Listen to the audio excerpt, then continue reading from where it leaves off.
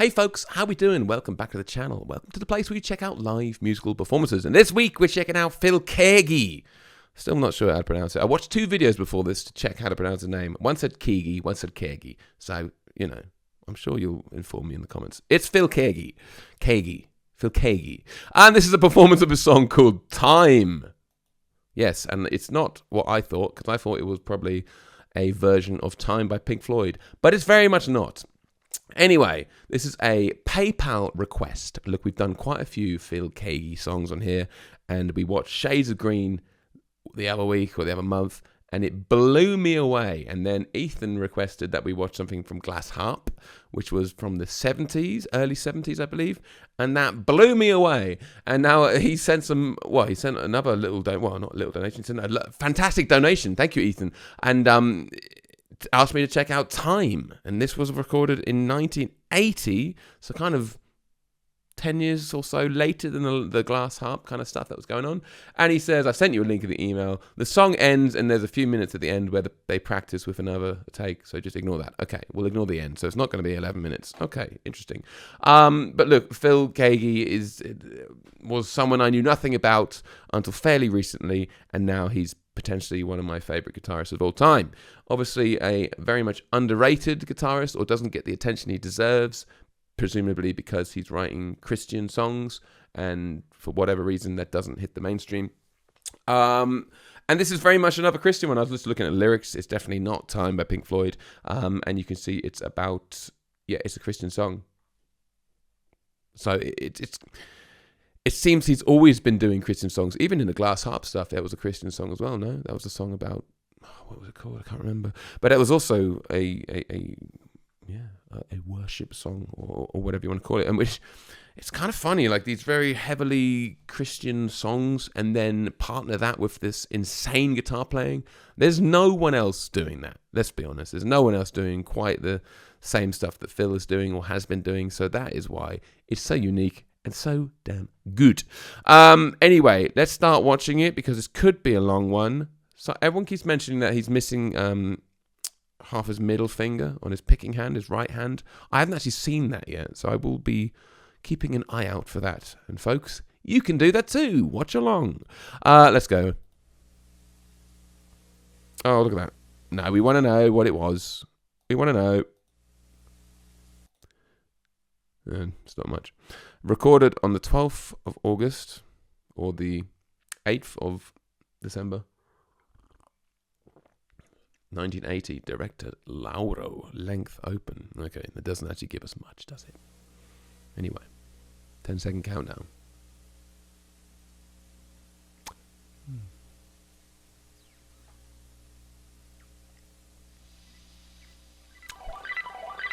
Wow. What's that noise?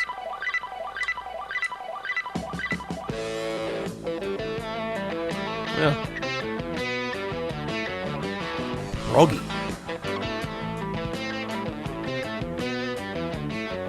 Well, he hasn't always been around, and he won't always. That's a hell of a riff.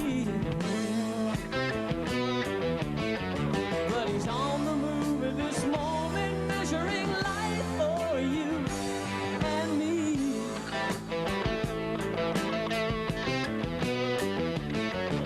I feel we all submit to him.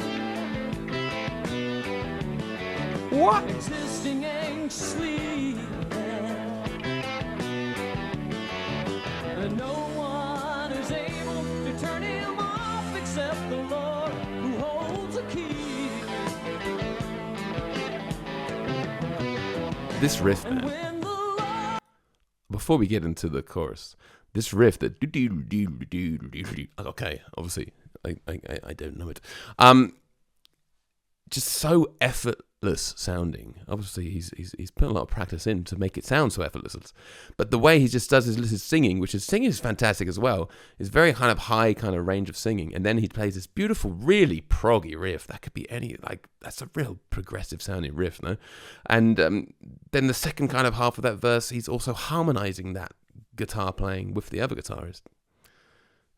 Just like straight into it as well. We went bam, let's go straight into the absolute prog madness. off except the Lord. And now we got chorus, I'm guessing. And when the Lord stops him, that'll be it. Too late for apologies. Too late to forgive your brother. Too late to get on your knees. When the Lord stops him, that'll be it. Like that. Too late to help the needy. And worst of all, too late to turn. You must face eternity. His name is time, and he's coming to an end. His name is time. Where will you be, my friend?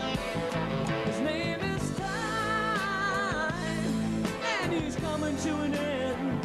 His name is time. Yeah. Where will you be, my friend?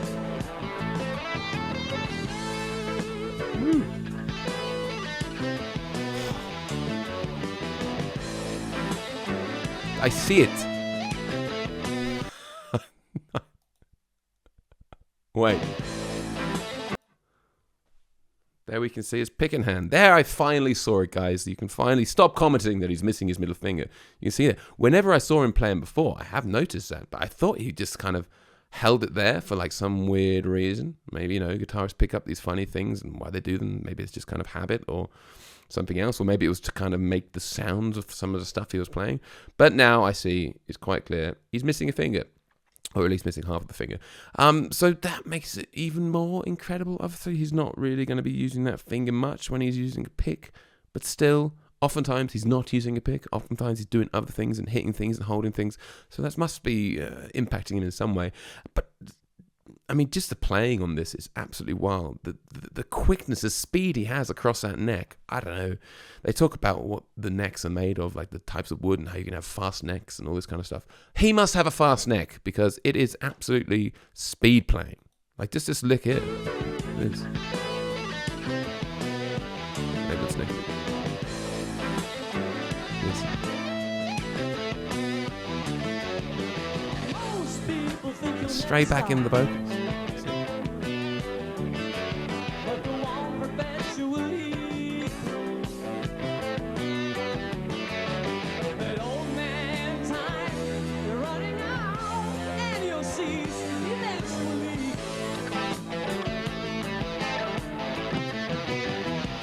And when the Lord stops him, that'll be it. Too late I really like that. Too late to forgive your brother. Too late to get on your knees. When the Lord stops him, too late to help the needy.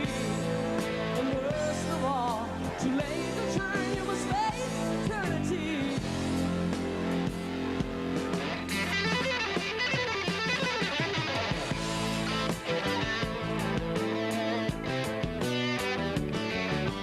Didn't like having too much distortion, huh?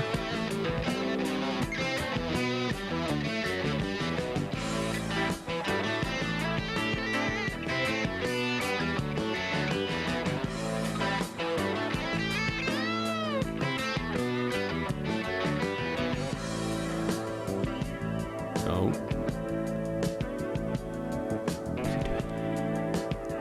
Changing the effects on his amp? What's going on?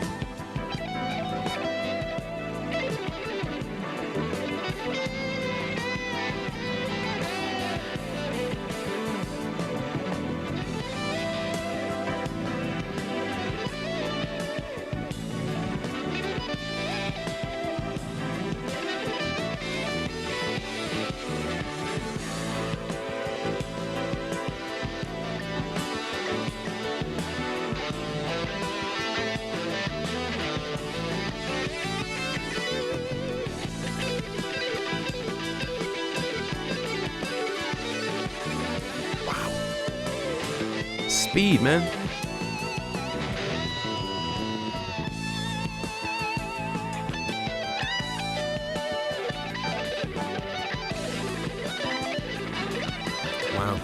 sweet picking all the way through, huh?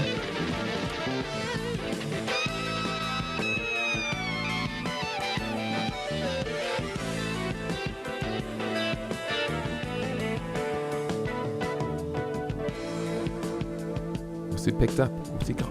Slidey thingy?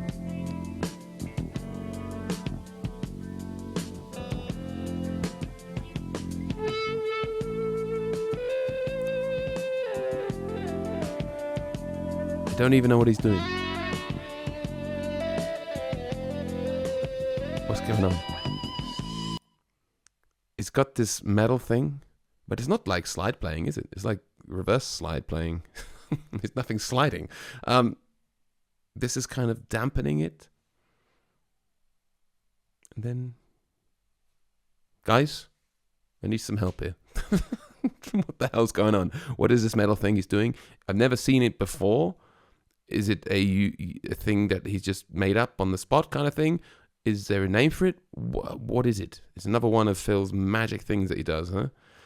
Every solo is different. Every solo's got a different technique or a different effect or a different style, or he's going to play it like this or like that or with this, or I don't know. It's so cool to see, and I mean, to see it from 1980 as well, even better.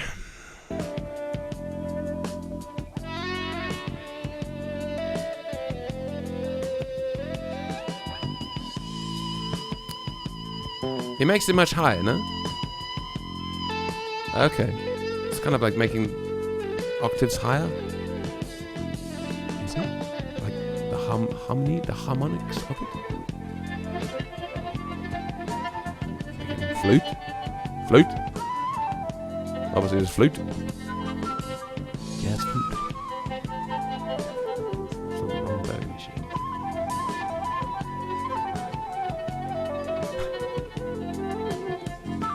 Where did he come from? Was he always there, the flute player? Some Jethro Tull. Jethro Tull? Yeah.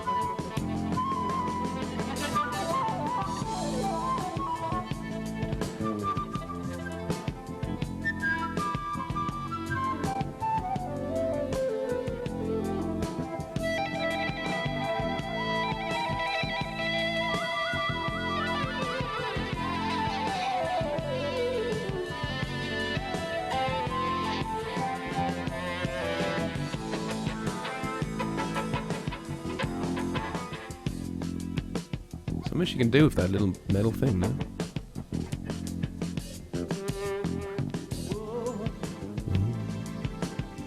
Time is running out. Hey.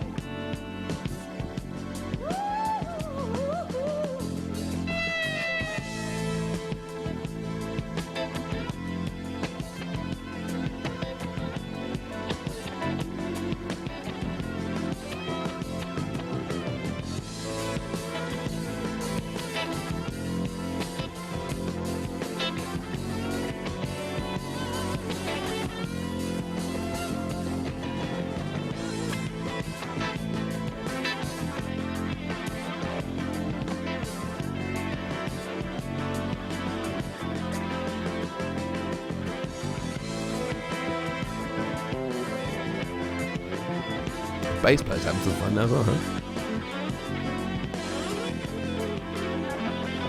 In a twinkling of an eye, And the other guitarist getting involved. Jesus will return. In a twinkling of an eye. In a twinkling of an eye. In a twinkling of an eye.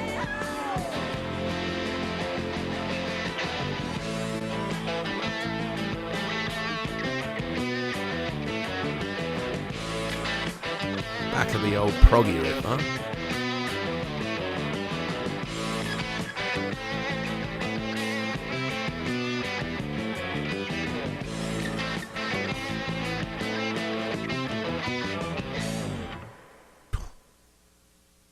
The crowd goes mild.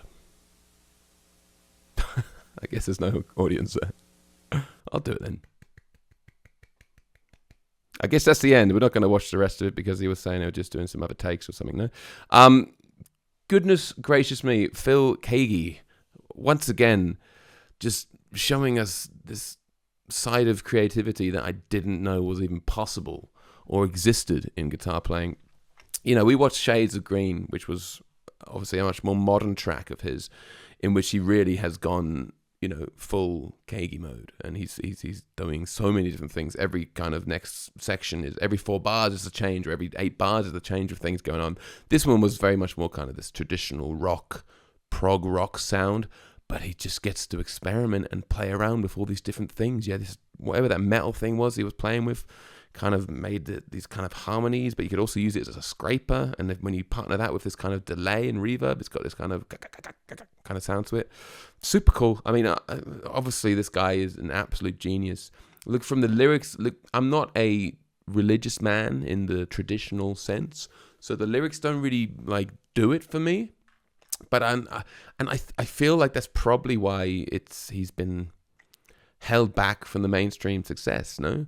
Because if you can't relate to God or religion or the Christian religion, then it maybe doesn't resonate so much with you. But look, that is neither here nor there, because his playing and the song and everything about it is absolutely fantastic. Ethan Beckler, thank you very much for sending this one through. Was extremely cool. We for sure will be checking more Phil out on this channel, because he's just, I don't know, completely changed how I look at the guitar as an instrument. There's no one else like it, and there's no one else doing things that he's doing. At least not that I'm aware of. Maybe there is. Drop them in the comments, guys. Thank you very much for watching. I do hope you enjoyed it. Thank you for listening with me, and yeah, I will see you in the next video.